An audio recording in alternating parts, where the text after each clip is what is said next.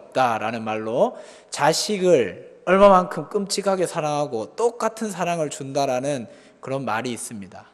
그런데 자식에 똑같은 사랑을 주지만 자식을 바라보면 어떤 자녀는 정말 이쁜 짓을 해서 자기가 사랑을 차지하는 반면에 어떤 자녀는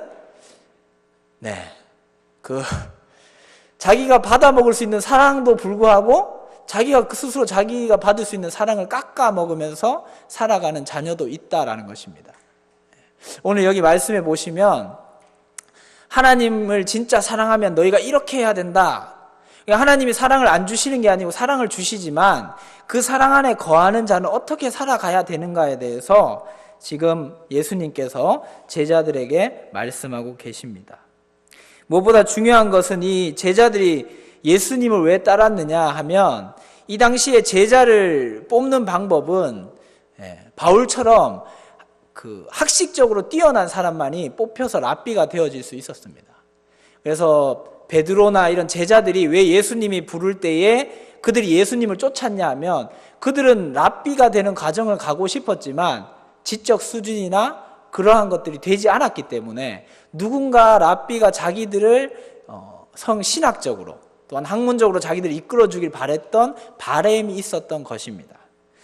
그래서 예수님을 따랐고 또 그 중에는 꼭 그런 학문적인 따름보다는 이 제자들이 살아가고 있는 시대, 신약의 시대는 어떤 시대입니까? 유다 사람들이 지금 로마의 지배를 받고 있는 정치적으로 포로같이 그런 생활, 그러니까 지배되어진 삶을 살아가는 그러한 생활을 살아가고 있는 것입니다. 그러니까 자기들의 주권도 없고 로마의 자기들의 주권을 빼앗긴 채로 살아가고 있습니다. 그래서 이 신약 시대의 그리스도인들 또는 그 유대 사람들이 가지고 있는 정치적 갈망은 무엇이냐면 다윗의 나라의 회복이었습니다. 결국은 무엇이냐? 다윗은 가장 하나님께서 원하시는 나라를 가장 많이 확장했던 왕 중에 한 명입니다. 그리고 가장 번성했던 나라를 만들었던 왕입니다. 그러니까 유대인들 사이에 있는 의식은 무엇이냐? 정치적으로 자신들을 로마로부터 회복시켜줄 왕, 곧 정치적인 메시아를 그들이 기다리고 있었다라는 것입니다. 그런데 오늘 갑자기 예수님께서 자신이 길이고 진리시다라는 것을 14장에서 말씀하시면서 12절에서 갑자기 이제 아버지께로 본인께서 가셔야 된다라는 것을 제자들에게 이야기하고 있습니다. 제자들의 입장에서 볼 때는 아직도 예수님께서 정치적인 메시아로 오셨다라는 기대를 가지고 있기 때문에 예수님이 어떻게 해야 되냐면 이제 로마의 왕을 쳐부수고 정치적으로 유대를 로마로부터 해방시켜야 되는 그런 메시아적인 관점을 가지고 계속 바라보고 있습니다. 그런데 이 관점이 예수님이 지금 이제 죽는다라고 하니까 자신들이 기대했던 것과 다르고 또 자신들을 영원토록 이끌어 주리라고 믿었던 예수님이 죽는다라는 말을 듣고 나니까 이 제자들은 어떻겠습니까? 그 심정이 이로 말할 수 없을 만큼 절망 가운데 있게 된 것입니다. 그래서 예수님은 그 제자들을 향해서 지금 희망의 메시지를 주고 있는 것입니다. 그 희망은 무엇이냐? 너희에게 성령을 내가 주겠다라는 희망의 메시지를 지금 제자들에게 전하고 있는 것입니다. 그러면서 15절은 너희가 나를 사랑하면 나의 계명을 지킨다라고 이야기하고 있습니다. 우리가 누군가를 사랑한다면 사랑받기 위해 노력하게 됩니다. 그 사람이 무엇을 좋아하는지, 그 사람이 내가 어떻게 하는 것을 좋아하는지 파악하기도 하고 누군가에게 물어서라도 알아서 기억했다가 또 그것들을 행하게 되어집니다. 그렇다면 하나님이 또 예수님이 그분을 우리가 정말 사랑하는 방법은 무엇인가 하는 것을 예수님은 지금 이 말씀을 통해서 계명을 지키는 것이다 라고 이야기하고 있습니다. 과연 우리는 살아가면서 얼마나 계명을 지키고 있습니까? 물론 바울은 이신칭이라는 것에 대해서 이야기하고 있습니다. 이신칭의는 무엇이냐면 믿음으로 의롭다함을 받는다라는 것이고 야고보가 말하는 것은 이행칭입니다. 결국 행함이 없는 믿음은 죽었다. 행함을 통해서 의롭다함을 받는다라는 것입니다. 근데 기독교 안에 이것들이 사실은 충돌되어져야 될 것이 아님에도 불구하고 기독교인들은 이것에 의해서 충돌을 일으킵니다. 왜 일으키느냐? 행위 구원론이냐 믿음으로 구원받느냐의 문제에서 충돌을 일으키기 때문입니다. 그러나 바울의 복음에 전하는 목적은 무엇이었습니까? 이방인들에게 복음을 전하는 것이 그의 사명이었습니다. 그러니까 이방인들은 십계명이 뭔지 율법이 뭔지를 알지 못합니다. 하나님이 누구신지 알고 믿고 예수님이 자신들 죄에서 구원할 자이라는 것을 믿기만 하면 하나님이 너를 죄인이 아닌 의인으로 삼아 주신다라는 것에 대해서 그들에게 이야기하는 것입니다. 그리고 야고보는 믿는 자들에게 지금 이야기하고 있습니다. 교회 가운데 믿는 자라고 하면서 지금으로 치면은 장립집사님, 장로님, 권사님 오랜 믿음 생활을 했지만 믿음 생활이 길음에도 불구하고 행하지 않는다는 겁니다. 하나님 말씀대로 살지 않고 연약한 자들을 돕지 않고 자기가 원하는 대로 사는, 그러니까 믿기 전과 별반 다를 바 없이 살아가는 자들 향해 야고보는 지적하고 있는 겁니다.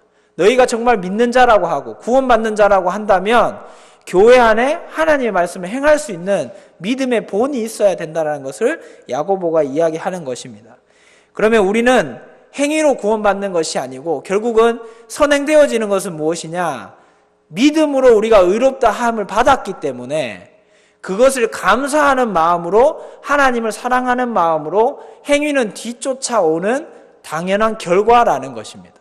그렇기 때문에 행위로서 구원받는 것이 아니고 우리가 의롭다 함을 받았다면 당연히 하나님께서 우리에게 주신 그 사랑을 하나님께 다시 영광을 돌리는 방법이 행위를 통해서 나타난다라는 것입니다. 이것은 의도적인 것이 아니고 자발적이에요. 그러니까 마음에서 우러나서 자발적으로 스스로 즐거운 마음을 가지고 할 때만이 능력이 되어진다라는 것입니다. 그래서 하나님은 즐거이 내는 것을 기뻐한다라고 바울은 이야기했습니다. 그래서 우리가 교회 안에서 봉사를 할 때 누가 하기 때문에, 누가 이야기하기 때문이 아니고 과연 예수님이 내가 이것을 한다면 기뻐하시겠는가를 먼저 생각하면서 교회 일들을 감당해야 된다라는 것입니다. 하나님의 말씀을 그렇게 지킬 때에 하나님은 그가 나를 사랑한다라고 보신다라는 것을 이야기하고 있습니다. 그리고 16절을 이제 12절에 두려워하는 제자들을 향해서 이제 보혜사 성령, 또 다른 보혜사를 보내줄 것이다라고 말씀하고 있습니다. 그러면 또 다른이라고 붙었기 때문에 결국은 보혜사가 지금 있다라고 이야기할 수 있습니다. 그 보혜사는 예수님이고 예수님과 똑같은 또 다른 보혜사, 예수님과 같은 일을 하시는, 사역을 하시는 또 다른 보혜사 성령을 우리에게 보내주시겠다라고 말씀하고 있습니다. 보혜사라는 단어는 헬라어에서 파라클레토스라고 이야기합니다. 파라라는 것은 곁에라는 뜻을 가지고 있고 클레토스는 돌보다, 변호하다라는 의미를 가지고 있습니다. 그러니까 보혜사, 그 성령님, 보혜사가 하시는 일은 무엇이냐면 우리 곁에서 우리를 보호하시고 양육하시고 우리에 대해서 변호하시는 분이 보혜사라는 것입니다. 이 보혜사에 대해서 바울이 이렇게 로마서 8장 26절과 27절에서 이렇게 이야기하고 있습니다. 기도 부분에서 성령님께서 우리를 어떻게 도우시는가 이렇게 말씀하고 계십니다. 이와 같이 성령도 우리의 연약함을 도우시나니 우리는 마땅히 기도할 바를 알지 못하나 오직 성령이 말할 수 없는 탄식으로 우리를 위하여 친히 간구하시느니라. 마음을 살피시는 이가 성령의 생각을 아시나니 이는 성령이 하나님의 뜻대로 성도를 위하여 간구하심이니라 라고 말씀하고 있습니다. 그래서 곧 우리 안에 성령이 계시면 우리가 어떻게 행해야 될 바를 알지 못할 때 그것을 가르쳐 주시고 진리 가운데로 인도하신다라는 것입니다. 그것이 17절에서 또한 기록되어져 있습니다. 그는 진리의 영이라 세상은 능히 그를 받지 못한다라고 이야기하고 있습니다. 결국 무엇이냐면 이 세상 가운데 많은 학자들이 성경을 연구합니다. 종교학자들도 성경을 연구하고 국어국문학자들도 성경을 연구합니다. 그런데 왜 그들은 다 하나님을 믿지 못하느냐 하는 것입니다. 결국은 성령의 인도하심이 아니면, 진리의 영이 우리를 인도하시지 않으면 이 말씀을 하나님의 말씀으로 받아들이지 않기 때문입니다. 그 사람들은 그냥 학문의 한 부분으로 이것을 성경을 연구할 뿐이지 이것이 과연 하나님의 말씀인가에 대한 궁금증이 없다라는 것입니다. 그래서 이 말씀을 볼 때에 이 가운데서 하나님께서 어떻게 우리의 삶을 인도하시고 말씀을 통해서 우리를 어떻게 변화시키는가에 궁금한 것이 아니고 학문적으로 얼마나 잘 짜여져 있고 또 어떤 것이 신의 말이고 어떤 것이 인간의 말인가 이것들을 자꾸 구분하며 성경을 자신의 잣대로 다듬어 간다라는 것입니다. 그래서 세상은 능히 그를 받을 수 없는 이유가 무엇이냐 하면 성령이 세상보다 크신 이기 때문에 세상은 성령을 능히 받을 수 없고 또한 하나님이 이끄시는 자가 아니면 그가 능히 성령에 대해서 깨달을 수 없다라는 것입니다. 또한 뿐만 아니라 성령이 오시면 우리와 함께 거하시고 우리 속에서 역사하는 분이심에 대해서 이야기하고 있습니다. 그래서 이 성령이 오시면은 예수님과 함께 동행했던 것처럼 우리 안에서 역사하심으로 18절에서 내가 너희를 고아와 같이 버려두지 아니하고 너희에게로 다시 오리라 라고 이야기하고 있습니다. 결국 성령을 통해서 우리 가운데서 예수님이 계속해서 역사하실 것에 대해서 이야기하고 있습니다. 그리고 19절에서는 예수님이 이 땅 가운데 이제 육체적으로는 볼 수 없음에 대해서 이야기하고 있습니다. 21절 오늘 중요한 것은 15절과 반복되는 21절의 말씀입니다. 지금은 개역 개정판인데 개역판에 보시면 이전 성경에 보시면 나의 계명을 가지고 지키는 자라야 라고 이야기하고 있습니다. 오늘 우리가 가지고 있는 개역 개정판에는 나의 계명을 지키는 자라고 이야기하지만 이전 성경에는 나의 계명을 가지고 지키는 자라야 라고 이야기하고 있습니다. 결국 계명을 가진다라는 것은 계명에 대해서 올바른 가르침을 받는다라는 것을 뜻합니다. 그리고 계명을 지킨다라는 것은 우리 자신과 우리의 생활을 그 원칙에 따라 맞춘다라는 것을 뜻하고 있습니다. 결국은 무엇이냐? 계명을 아는 것에서 그치는 것이 아니라 그 계명 가운데 지키려고 노력하며 그 계명을 삶의 모토로 삼고 그 계명 가운데 살아간다는 것을 의미하고 있습니다. 그러한 자가 결국 예수 그리스도를 사랑하는 자다. 메시아 그리스도를 사랑하는 자다라고 지금 성경에서 말씀하고 있습니다. 또한 뿐만 아니라 이 계명을 지키는 자, 하나님의 말씀을 사랑하고 그 말씀 가운데 거하는 자는 예수님께만 사랑받는 것이 아니고 아버지께도 사랑받고 또한 뿐만 아니라 그에게 예수 그리스도 자신을 나타내시겠다라고 분명하게 이야기하고 계십니다. 제가 이야기하고 싶은 것은 무엇이냐면 오늘의 제목은 사랑받는 자입니다. 우리가 사랑받고자 하는 그냥 믿으면 사랑받는다라고 생각하지만 여기선 분명히 이야기하고 있는 것은 사랑받는 자들은 아는 것에서 그치는 것이 아니라 행함이 수반되어져 따라온다라는 것을 말씀하고 있습니다. 그래서 우리의 삶 가운데 과연 하나님의 말씀을 아는 것에서 그치는가 아니면 우리의 삶을 정말 행하는 삶으로 이어지는가를 한 번쯤 돌아보셔야 된다라는 것을 저는 말씀드리고 싶습니다. 그리고 무엇보다 중요한 것은 이 행함에 있어서 행함을 통해서 우리는 구원받는 것이 아니다라는 것을 기억하셔야 됩니다. 행함은 구원의 도구가 아닙니다.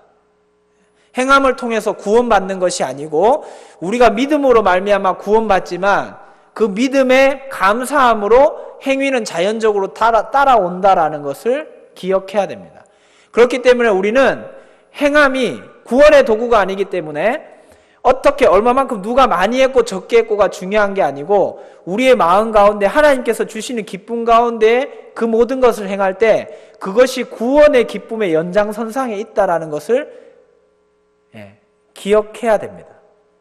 그렇게 할 때 우리 안에 기쁨이 있고 하나님께 영광이 되어지는 것입니다. 만약 행위 구원론이 되어버리면 우리가 누가 많이 했고 적게 했고가 구원의 잣대가 되어버리기 때문에 그 잣대는 하나님의 절대적인 기준에 도저히 도달할 수 없게 되어버립니다.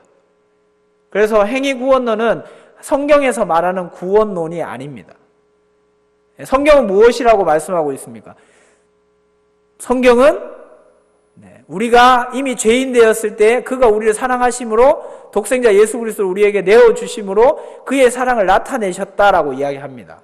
그래서 우리가 믿음으로 말미암아 구원에 이르는데 이 구원은 하나님이 주시는 선물이다라고 성경은 이야기하고 있기 때문에 그 선물을 받는 것, 믿는 것, 그것이 곧 구원에 이르는 길이다라는 것을 성경은 분명하게 말씀하고 있습니다. 그렇기 때문에 우리가 교회에 믿음 생활을 하면서 행위 구원론적으로 저 사람은 어떻게 했기 때문에 구원받지 못한다, 행위를 보고 우리가 판단해서는 안 됩니다. 다만 우리가 알 수 있는 것은 무엇이냐, 말씀 가운데 우리가 과연 구원받은 자인가 아닌가는 스스로는 알 수 있다라는 것입니다. 또한 남을 판단하기보단 저 사람은 구원받았을까에 대한 의구심에서는 성령의 열매를 통해서 우리가 짐작해 볼 수 있다라는 것을 성경은 이야기하고 있습니다. 그래서 우리 안에 성령이 있다면 우리는 성령의 열매들을 맺는 삶을 살아가게 될 것입니다. 사랑이라 화평 오래 참은 자비 양성 충성 온유 절제라는 성령의 열매가 과연 우리의 삶 가운데에 나타나고 있는가 하는 것입니다.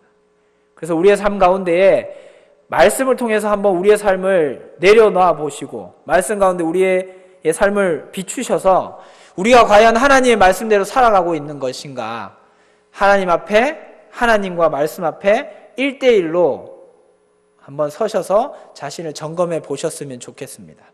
그래야 해서 정말 예수님께서 이 말씀하시는 나의 계명을 지키는 자가 사랑받는다라는 이 말씀처럼 정말 하나님의 계명을 지키고 사랑함으로 하나님께 큰 은혜 가운데에 참된 하늘의 신령한 복과 땅의 기름진 복을 누리시며 이 땅 가운데서 충만한 복을 누리는 정말 이 땅이 천국 되어지는 삶을 살아가시는 성도 여러분들이 되셨으면 좋겠습니다. 그래서 오늘 하루도 이 세상 가운데 희망 없는 세상을 바라보며 낙심할 것이 아니라 저 천국에 있는 소망을 바라보며 오직 하나님의 천국 시민 된 자의 오늘 우리의 소망을 바라보며 오늘 하루도 살아가시는 여러분들이 되셨으면 좋겠습니다. 성령이 왜 중요하냐? 파스칼은 이런 말을 했습니다. 세상의 어떤 것으로도 마음의 빈 공간을 채울 수 없다. 그 공간은 오직 성령님만이 채울 수 있다라고 이야기했습니다. 우리의 삶의 어떠한 욕망으로도 어떠한 세상의 것으로도 우리의 마음을 채울 수 없습니다. 그러나 성령님께서 우리 마음 가운데 오실 때에 참된 평안을 우리는 누릴 수 있습니다. 그 평안을 누리는 남은 한 주의 삶을 사시는 성도 여러분들이 되셨으면 좋겠습니다. 그래서 하나님께서 사랑을 베푸시는 사랑을 마음껏 누리시면서 또한 남은 한 주도 승리하시는 믿음의 자녀들이 되셨으면 좋겠습니다. 함께 기도하도록 하겠습니다.